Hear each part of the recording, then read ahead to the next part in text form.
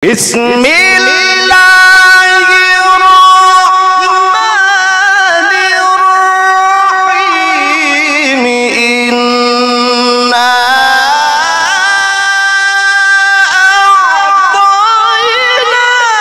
a'tainakal kautsar fasalli lirabbika wanhar inna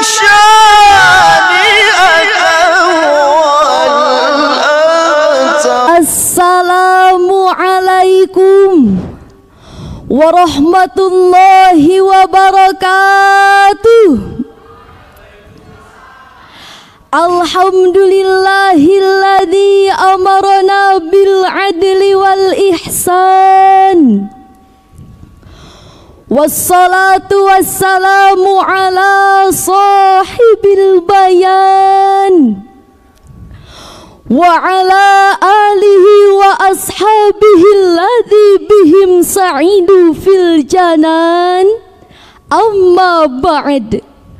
Dewan Hakim yang arif nan bijaksana, hadirin sebangsa dan setanah air yang kami banggakan, dalam sebuah survei bertajuk Local Friendliness 2024 yang dirilis oleh Internations, Indonesia dinobatkan sebagai negara teramah peringkat kedua di dunia, tepat berada setelah Costa Rica. Posisi ini menjadi daya tarik tersendiri sekaligus modal nyata untuk menciptakan bangsa yang humanis, spiritualis, pluralis, dan senyum berkah manis. Namun hadirin, kesan positif ini kini sering ternodai dengan munculnya kasus-kasus perundungan. Komentar-komentar provokasi yang masih menghiasi medsos setiap hari, saling hina dan mencela yang masih merajalela, sinisme dan sarkasme yang hampir membudaya, pelecehan seksual yang terus menyasar anak muda, bahkan tak jarang intimidasi dilakukan untuk merusak mental dan menghilangkan nyawa yang diperbuat oleh oknum-oknum anak bangsa, baik di dunia maya maupun di dunia nyata. Bukan hanya antar satu ormas dengan ormas lainnya, bukan hanya antar kelompok etnis dengan etnis lainnya, bahkan anak kepada orang tua, antar pelajar, antar remaja dan pemuda, siswa kepada guru dan sebaliknya, yang sangat menciderai misi pendidikan selama ini. Jikalau kondisi ini terus menjadi kultur, tidak ada kesadaran dari kita semua untuk memperbaiki, maka sekian tahun atau sekian puluh tahun ke depan, prestasi sebagai negara ramah akan punah, label sebagai negara agamis akan terkikis, bangsa kita akan menjadi bangsa yang egois, anarkis, sadis, bahkan bangsa yang bengis. Cita-cita menggapai Indonesia emas, namun yang akan dirasakan adalah Indonesia cemas. Betul hadirin? Lalu bagaimanakah Islam memandang persoalan ini? Kemudian apa solusi terhadap fenomena ini? Sebagai jawabannya, mengeliminasi perundungan di kalangan remaja adalah tema Syarhil Quran yang akan kami uraikan pada kesempatan kali ini dengan landasan normatif Al-Quran Surah Al-Hujurat ayat 11. A'udzu billahi minasy syaithanir rajim.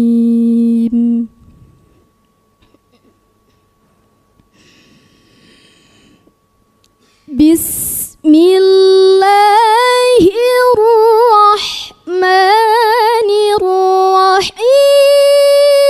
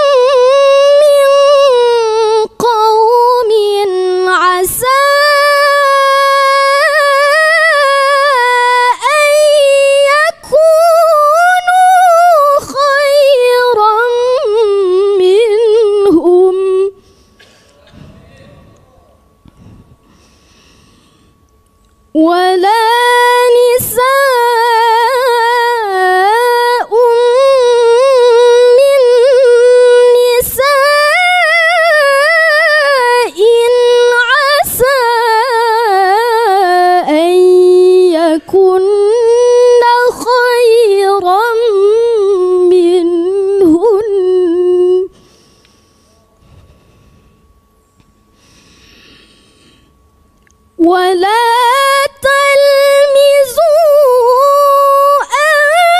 أنفسكم ولا تنابزوا بالألقاب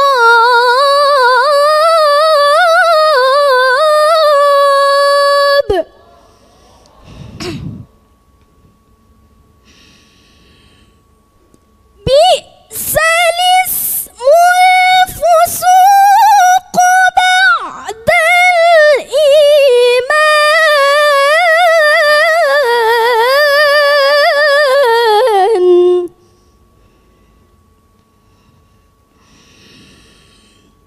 ومن لم يتب فأولئك هم الظالمون.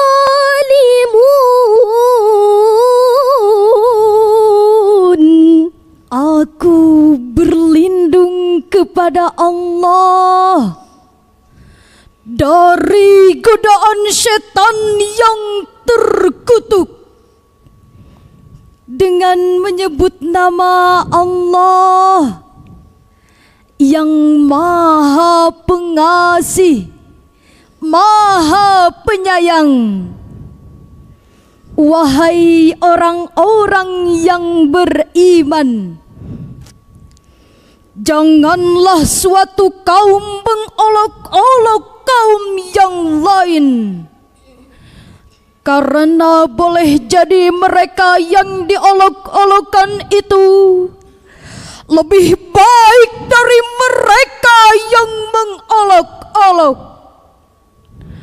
Dan jangan pula perempuan-perempuan mengolok-olok perempuan yang lain, karena boleh jadi perempuan yang diolok-olokkan itu lebih baik dari perempuan yang mengolok-olok. Janganlah kamu saling mencela dan saling memanggil dengan julukan yang buruk.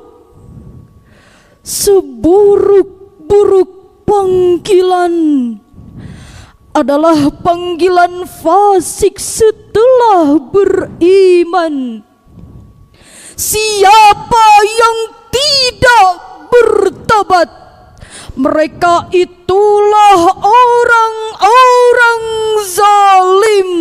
Dewan Hakim yang arif nan bijaksana, hadirin sebangsa dan setanah air yang kami banggakan, Imam Ibnu Katsir dalam Tafsirul Quranul Azim jilid 3 halaman 774 menafsirkan, yanha ta'ala 'anis sukhriyati bin nas wa huwa ihtiqaruhum wal istihza'u bihim, bahwa maksud pokok ayat ini adalah larangan untuk melakukan tindakan penghinaan dan ejekan terhadap sesama manusia, karena boleh jadi orang yang dihina lebih mulia di sisi Allah daripada orang yang menghina. Hadirin, menghina atau mengejek dalam istilah populer sekarang adalah perundungan atau bullying. Menurut American Psychological Associations, perundungan adalah tindakan agresif yang sengaja dilakukan untuk melukai, baik fisik, psikis, dan membuat orang lain tidak nyaman. Sedangkan bentuk penghinaan dan ejekan tersebut bersifat umum, baik dalam bentuk ucapan, tulisan maupun perbuatan. Hal ini sebagaimana dijelaskan oleh Syekh Abdurrahman As-Sa'di dalam Tafsirus Sa'di halaman 1376 mensyarahkan, Allah yaskhur qaumun min qaumin bikulli kalamin wa qawlin wa fi'lin dalin ala tahqiril akhil muslim fa inna dhalika haramun. Janganlah suatu kaum mengolok-olok kaum yang lain dalam setiap perkataan, ucapan maupun perbuatan yang menunjukkan terhadap penghinaan saudara muslim, karena hal itu bersifat haram. Kemudian bagaimana dengan realita kehidupan sosial masyarakat di negara kita? Jaringan Pemantau Pendidikan Indonesia mencatat sepanjang tahun 2024 sebanyak 573 kasus kekerasan yang dilaporkan di lingkungan pendidikan, termasuk sekolah, madrasah maupun pesantren. Bukankah belum hilang dari ingatan kita kasus kematian siswa kelas SD negeri akibat perilaku anarkis 3 kakak kelasnya sendiri? Bukankah telah banyak menelan korban akibat kebrutalan geng motor? Bukankah ujaran kebencian dan pembulian di media sosial setiap hari bertebaran? Serta masih banyak lagi kasus lainnya yang menggambarkan betapa buruknya mental anak negeri. Lantas apa yang harus kita lakukan untuk mengatasi dan mengantisipasi permasalahan ini? Sebagai jawabannya, marilah kita simak bersama firman Allah dalam Al-Quran Surah An-Nahl ayat 125. Ud'u ila sabili rabbika bil hikmati wal mau'izatil hasanah.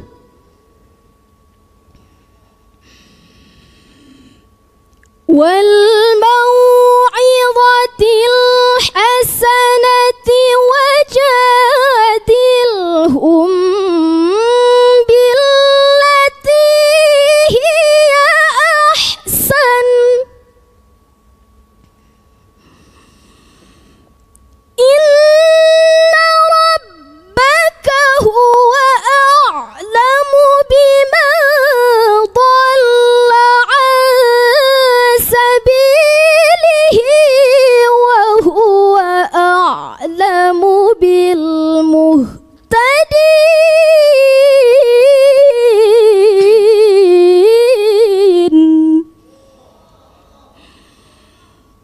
Wa huwa a'lamu bil muhtadin.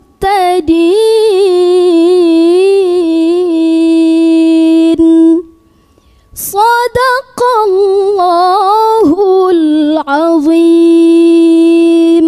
Serulah manusia ke jalan Tuhanmu dengan hikmah dan pengajaran yang baik, serta debatlah mereka dengan cara yang lebih baik. Sesungguhnya Tuhanmu, Dialah yang paling tahu siapa yang tersesat dari jalannya, dan Dia pula yang paling tahu siapa yang mendapat petunjuk. Maha benar Allah dan Maha Agung, Dewan Hakim yang arif dan bijaksana. Hadirin sebangsa dan setanah air yang kami banggakan, dalam ayat yang kita dengarkan tadi, Allah memerintahkan kepada kita untuk mengajarkan dan menyerukan kebaikan dengan cara dan metode yang bijaksana tanpa memaksa. Karena membumikan dakwah dan menyelesaikan konflik sosial, termasuk perundungan, hanya bisa dilakukan dengan pendekatan yang bijaksana tanpa kekerasan, serta dengan edukasi yang baik, agar tumbuh kesadaran diri dalam hati. Lalu apa upaya pemerintah dalam menekan angka perundungan di negara kita? Alhamdulillah, pemerintah kita terus berupaya serius dalam menyelesaikannya.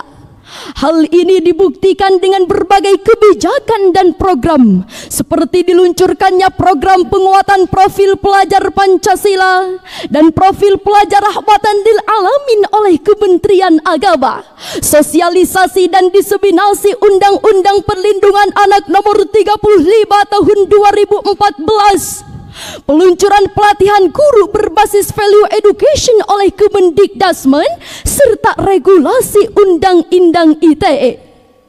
Oleh karenanya, melalui mimbar Musabaqah Syarhil Quran kali ini, kami mengajak kepada seluruh pemuda-pemudi bangsa, mari tebarkan kasih sayang dimanapun dan kepada siapapun. Tunjukkan akhlak mulia dalam setiap aktivitas, bijak menggunakan sosial media, hindari perilaku menghina dan mencela, toleransi terhadap keberagaman bangsa, apalagi terhadap sesama muslim. Kita semua adalah saudara.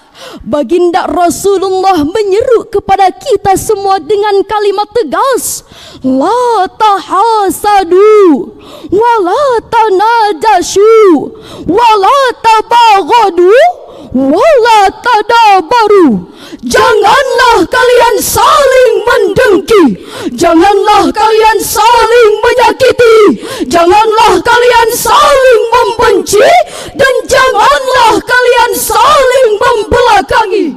Hadis riwayat Muslim. Dalam kitab Sahih Muslim halaman 2564. Dengan berakhirnya uraian ini, maka syarahan ini dapat disimpulkan bahwa perundungan adalah musuh besar bagi generasi muda yang berdampak pada aspek psikologis, fisik yang harus kita eliminasi bersama. Islam sebagai agama rahmatan lil alamin dalam menunjukkan keislaman, yaitu dengan membangun mental dan akhlak yang sesuai dengan Al-Quran dan Sunnah. Karena dengan inilah kita semua dapat menciptakan lingkungan yang lebih harmonis dan agamis. Dengan spirit lebih pedas, kita wujudkan Indonesia emas. Amin ya Allah ya Rabbal Alamin. Sekian dan terima kasih atas perhatiannya. Wassalamualaikum warahmatullahi wabarakatuh.